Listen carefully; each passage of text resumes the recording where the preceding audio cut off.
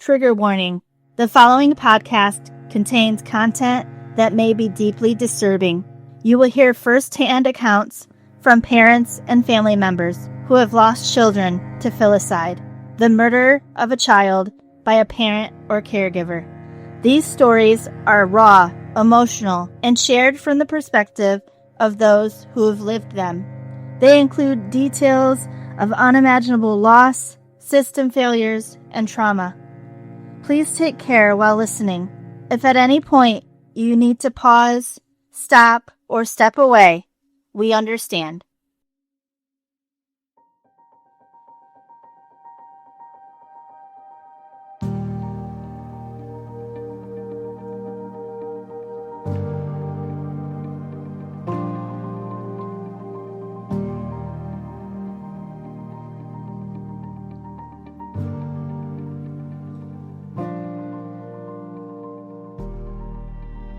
Welcome to Voices Against Filicide.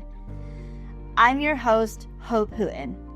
Today is a very special episode of Voices Against Filicide because of new updates and information in a case that has riveted Michigan and Ohio for the last 15 years.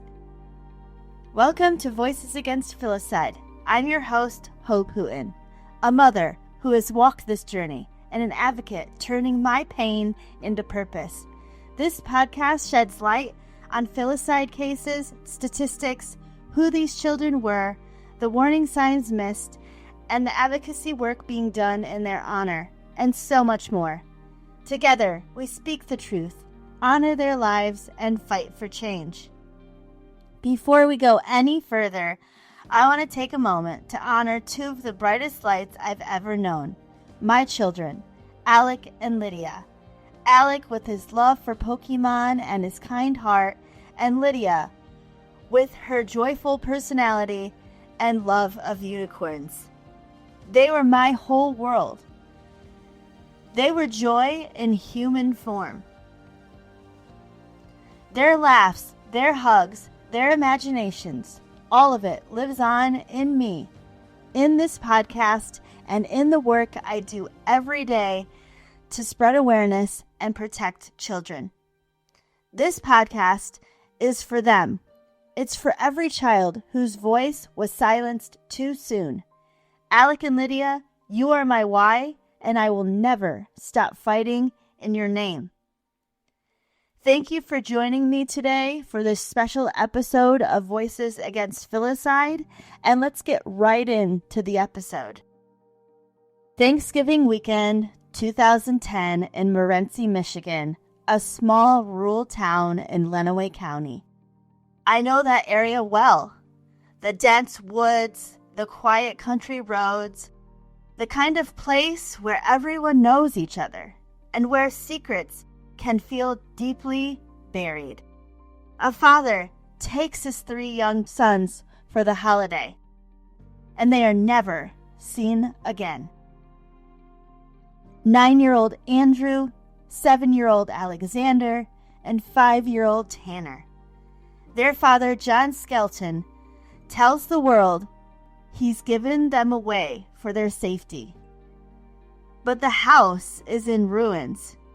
When first responders come, searchers stretch across 2 states, and decades later, still no bodies are found. Now, murder charges. This is the story of the Skelton brothers. What we know, what we don't yet know, and what this new chapter might bring. I grew up in Lenawee County, so this story is especially close to home for me.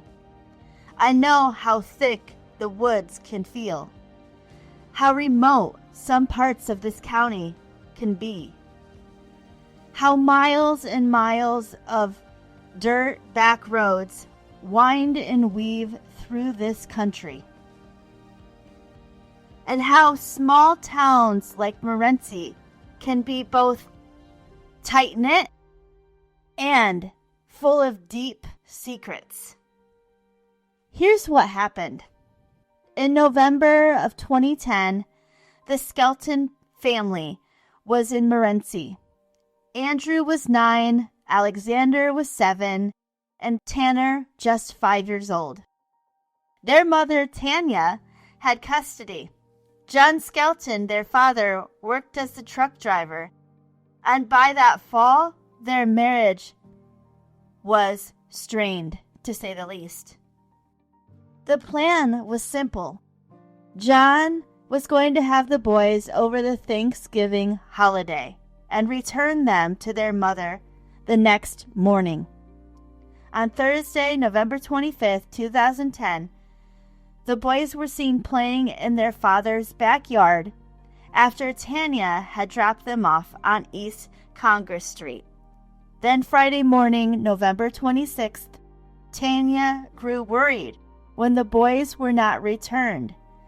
John did not answer any phone calls, so she drove to his house and found it empty of the children, and even John himself was not there.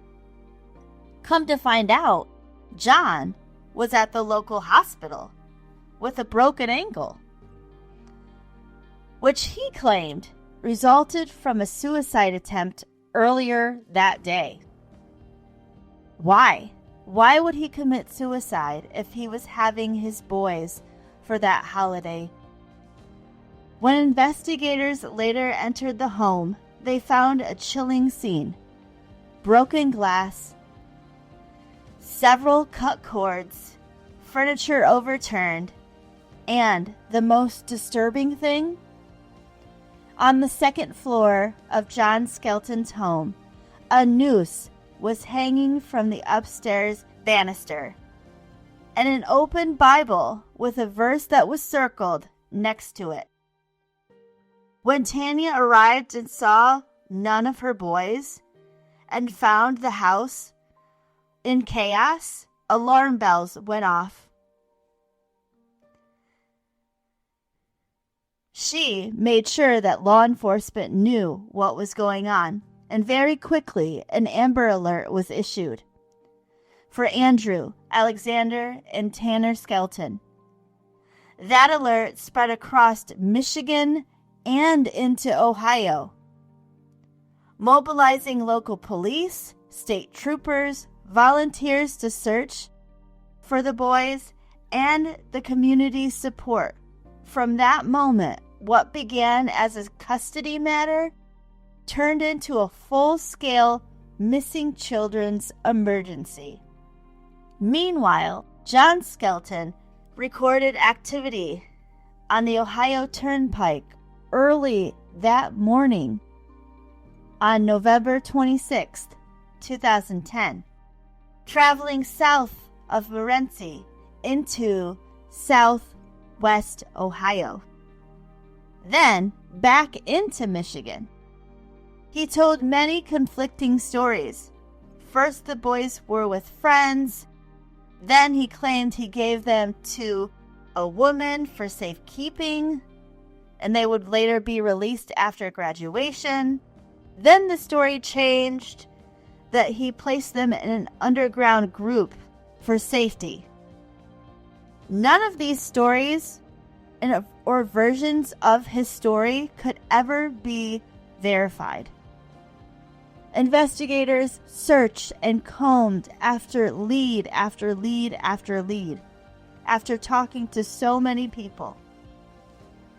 On that Friday, when the boys were reported missing, searchers began immediately looking for Andrew, Alexander, and Tanner.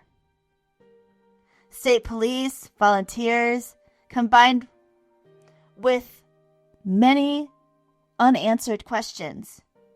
They first started in dense woods. They checked abandoned buildings, even dumpsters across the border in Ohio. But no trace of the boys were ever found. Thus begins the long, unsolved chapter of the three missing Skelton brothers. Over the years, the legal side of the case has been complex. In September of 2012, John Skelton pleaded no contest to 3 counts of unlawful imprisonment for failing to return the boys after court-ordered visitation. He was sentenced to 10 to 15 years in prison. And that was only the conviction to date. Despite the disappearance of his sons and many theories about foul play, he remains in prison. The interesting part of this case is that John Skelton was supposed to get out of prison this coming month, November 25th, 2025. He served his time for the 15 years of unlawful imprisonment charges. However, as of November 13th, 2025, new charges have been brought against John Skelton in the murdering of his 3 sons. This latest update has thrown the whole case into a whole new chapter of what's going to happen next. Earlier this year, in March 2025, a judge in Lenawee County officially declared Andrew, Alexander, and Tanner as legally dead at the request of their mother, Tanya. The presumption date of death was set to November 26, 2015, 5 years after they vanished. In accordance with Michigan law, yet even then, the judge declined to make a finding of homicide back in March of this year. Nothing there was not clear and convicting evidence that John Skelton killed his children. Throughout all of this, investigators continued to believe Skelton was responsible. Michigan State Police Detective Lieutenant Jeremy Brewer said publicly he had no doubt whatsoever that the father killed his sons. And then John himself reportedly told the judge in a hearing, "Anything I say isn't going to make a difference." So he knows what he did. He's just not telling the full truth. With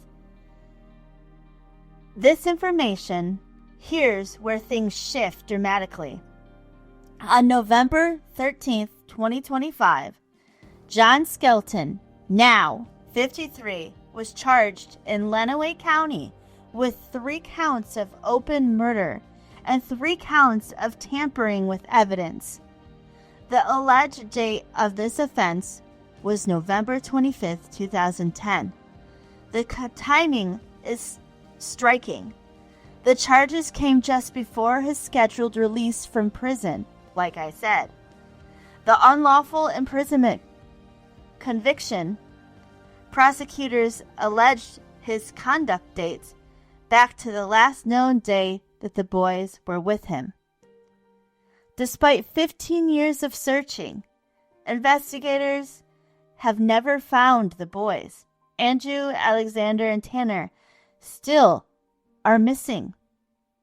The boys' mother, Tanya, released a statement acknowledging a development, calling it a significant moment in a long, painful journey, but asking for privacy for her family at this time. Investigators say that while Skelton misled them with many false stories over the years, they now believe they have sufficient evidence to bring charges, even without locating the boys' remains. This is a turning point, they stated. In Lenawee County, where I grew up, those woods, those back roads, that quiet remoteness, they all add to the weight of this case. So when I hear the strange twisting stories of John Skelton gave to investigators, the rule setting makes them even more chilling. Some of the wildest things he told the investigators over the years include he claimed they placed the boys in the care of an underground group for their safety. He told investigators they would be given to this mysterious group because their mother posed a danger to them. But authorities found no proof of such group existed, and no proof that Tanya was a danger to the children. At one point, he claimed an Amish-type sanctuary had taken the boys. He said they were hidden among plain-clothed people. Investigators found no credible lead for this story either. He identified an old schoolhouse in Kunkel, Ohio as a possible hiding spot for the boys. Searchers found the schoolhouse, but they found nothing of the boys. Now we're on to like the fourth or fifth different story that John Skelton gave the investigators. He claimed he left the boys in a dumpster in Holiday City, Ohio, and nothing was ever found. In his home, investigators discovered the noose, the Bible with the circled verse, and a note addressed to Tanya. "You will hate me forever," the note said, "and I know this." That note was publicly described as a passive admission of his role in what happened. Court findings revealed troubling internet searches tied to him. These searches included how to break someone's neck, will rat poison kill someone, and other dark queries. In interviews, he once said, "They're out there somewhere. I can't tell you where, or when, or how, but they're out there." He often changed versions of his story, sending investigators on wild goose chases across woods, abandoned buildings, and highways. I think that this is just a game for John. I have no idea why he keeps changing his story and whether he gets a kick out of this, but it's messed up. It's sickening. All of this paints the picture of a man who spun many conflicting tales, and of a landscape where someone could disappear in the woods or be driven across state lines without easy traceability. As someone who's walked these roads, even as a civilian, I feel the weight. There were 3 young boys. Their mother still lives in unanswered questions. Investigators, after so many years, tip after tip, still have no bodies. The new charges don't erase those years of unanswered questions, but they do open a new chapter of accountability. Behind every missing child case are the people who suffer, who wait, who hope. In this case, Tanya, their mother, has endured more than any parent should. She asked the court to declare her boys legally dead, not just for formal closure, but for their dignity. With this new development she released a statement. It has been 15 years since our 3 boys, Andrew, Alexander, and Tanner, went missing. Today, we have been informed that murder charges have been filed. We ask for the investigation to proceed thoroughly and without interference, but we also ask for privacy. The community of Morenci and Lenawee County remains engaged, though the spotlight has faded for many missing children cases over time. Neighbors, volunteers, search teams still carry the memory of those boys. I grew up here. I remember the woods, the quiet roads, the sense of the safe childhood I had. But now, with these boys, with this case, since 2010, That safety in Lenawee County, in Morenci, has been shattered. And I feel this pain as a community member who grew up there. This message is directly from me to Tanya. I don't know you personally, but I know what it is like to send your children away for what you believe will be a safe visit and to never see them again. My heart breaks for you. As someone who grew up with those same roads and trails and woods, I want you to know you are never alone. The whole community and beyond are behind you. We remember Andrew, Alexander, and Tanner. We will not forget them. We will stand with you, with hope for resolution and healing. I want to tell you, Tanya, that when I lost Alec and Lydia in May of 2024, when I was at my lowest point, I remember thinking about you and about your boys and about how you too have so many unanswered questions and how you know in your heart that your boys are no longer here, but their bodies have never been found. But how you keep moving forward for them. How even 15 years later, you're still here. And as someone who is only almost 2 years out from losing my children, Alec and Lydia, the fact that you keep moving forward, you keep living in a world that you don't have your children anymore, gives me hope. Gives me so much peace and understanding that I can keep going just like you have. And I thank you for that. Like I said, I know I don't know you, but I feel like I do. So thank you so much for letting me cover this story, because back in 2010, I saw this story all over the news, and I was in college back then. 15 years later, I would never have imagined I would be sitting in the same place that you are. Our stories are so similar, but yet so vastly different. Thank you so much for letting me cover your story of your 3 beautiful boys. And I know that they are in heaven with Jesus, and they probably already know my children. They're probably dancing and singing and running around with Alec and Lydia, and with so many other children that I've spotlighted on this podcast. So I hope that gives you some sort of peace, because I know it does for me. Thank you for listening to this deeply personal and still unfolding story. If you're moved to this, please act. Share this episode. Help keep Andrew, Alexander, and Tanner's name alive.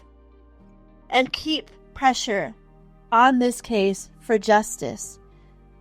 Keep praying for Tanya and for her family and for the community. If you live or have traveled through Morenci or Lenawee County or the neighboring Ohio border counties, and you have any information to give, no matter how old, how small, please contact the Michigan State Police at 1-517-636-0689. That's 517-636-0689. Or the Lenawee County Prosecutor's Office. Stay tuned. I will continue to follow this case and bring you any updates that I hear. Let's close with their names. Andrew Skelton, Alexander Skelton, Tanner Skelton. Gone too soon, but never forgotten. Until the full truth emerges, we continue to hope, to remember, and to speak their names. Thank you for joining me today on Voices Against Filicide. If you like this episode, please follow the podcast wherever you are currently listening, and please leave a 5-star rating and a review. Also, if you personally know Tanya or her family, please share this episode with them, because I would love for her to listen and for her to hear my heartfelt emotion. Thank you again, and until next time, this is Hope Hooton with Voices Against Filicide.